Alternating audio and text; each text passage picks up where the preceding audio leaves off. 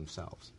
And the result was, as the price went up, that there were food riots around the world, and what about the human dislocation that occurred? Yeah, in 2008 there were food riots in more than 30 countries. The global price of food rose over 80%. This had an effect not only on wheat, but on corn, on soy, on cooking oil, on rice. You know, people talk about globalization. We don't need to set prices or have tariffs because we're globalized. You know, people can buy their wheat anyway. Well, gee, guess what happened when the price of wheat started going through the roof? Something new, which was something old, came up called nationalism, and people said, "Okay, sorry, we're closing our wheat and we're setting up tariffs." And you had riots, you had hunger, you had a disaster, you had a global disaster. Because remember, in America, we're spending maybe 15% of our weekly paycheck on food, right? I mean, maybe you remember a couple of years ago, why was that dozen eggs so expensive? Why was that milk so expensive? Why was that meat so expensive? That's 15%. For most people on the earth, they're spending more than 50% of their daily income on their daily bread. And when their daily bread moves up 80%, they've just moved right into the ranks of the food insecure. And it was not only in Burkina Faso. This was in America. You had 49 million hungry families in America. You had 1 out of 5 children in America at soup kitchens. You had 1 million hungry people in Los Angeles. So, I mean, it is unconscionable that Wall Street has completely lost touch with the reality.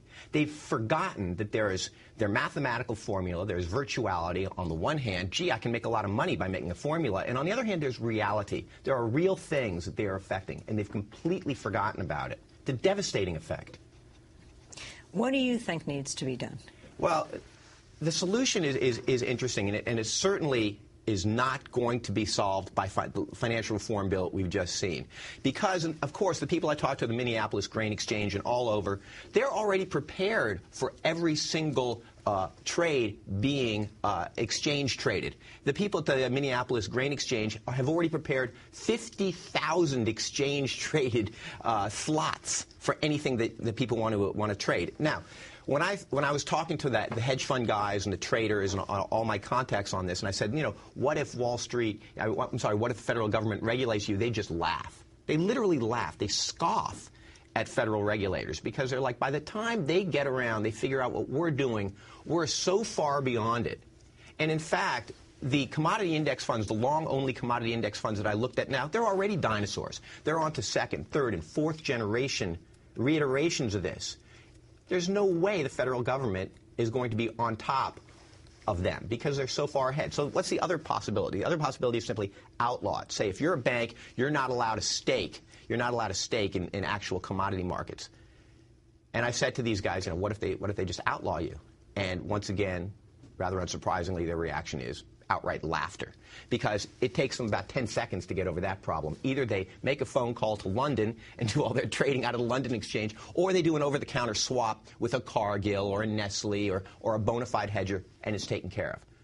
So what's the solution? I think the best solution that's been floated around in Washington and the groups I've been close to is an actual international or national grain reserve. I mean, we actually in this country, before this kind of mania of deregulation, had a farmer-owned grain reserve under the Clinton administration. Real grain held back so that in times of a bubble like this, regulators can say, look, you know, we have plenty of real wheat. Here's 100 million bushels of wheat. We can bring it to the market. We can bring that price back into a stable band. And this is, I think, in some ways the best solution. Real wheat to counter virtual madness.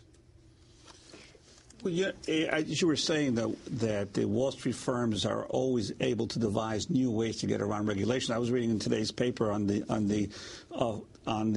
new bill, the financial regulation bill, that the banks have already devised new methods. For instance, that they are no longer able to charge such exorbitant interest rates on credit cards, so now they're going to begin imposing fees on checking accounts. And they just come up with an immediate new solution to keep making huge amounts of money and getting around the regulators. So even with this reserve situation that you raise about creating grain reserve, are there potentials for the Wall Street firms to figure out a new way to continue to control and make money off the food supply? Well, I think the theory behind what you're saying, Juan, is called market capture. In the sense that whenever you have a group of people, be they in the auto business or in the healthcare business, whenever they fear regulation from the government, this group is, of course, the most at-risk group. They are the ones who put more of their resources into understanding this regulation than anybody else, more of their lobbyists, more of their money into understanding what's going on, and therefore they're the ones who ultimately, the people whose interest it touches most intrinsically, are the ones who then capture that reform. Market capture. So what I like about the grain reserve is that it's actually outside of the purview, outside of the financial purview. It's, as I said before, it's no longer in the realm of the virtual, it's no longer in the realm of the numbers. It's actual real wheat, and you can actually bring it to bear. You can bring it to markets. There was a complete madness for hard red spring wheat in 2008 when you had international orders coming in from Nigeria, from all over the world, and there literally was the perception that there was no wheat out there. And so this thing, as you say, goes up and up and up and up and up. If there is actually somebody who can bring real wheat and calm these markets, you're going to save lives. It's not just that you're going to save mortgages or that you're going to save, finances. That literally you no longer have those outrageous numbers of starving people on Earth, most of them women and children. We're going to leave it there. I want to thank you very much for being with us. The Food Bubble is Frederick Kaufman's piece in Harper's Magazine, How Wall Street Starved Millions and Got Away with It. We'll link to it at democracynow.org. This is Democracy Now! We'll be back in a minute.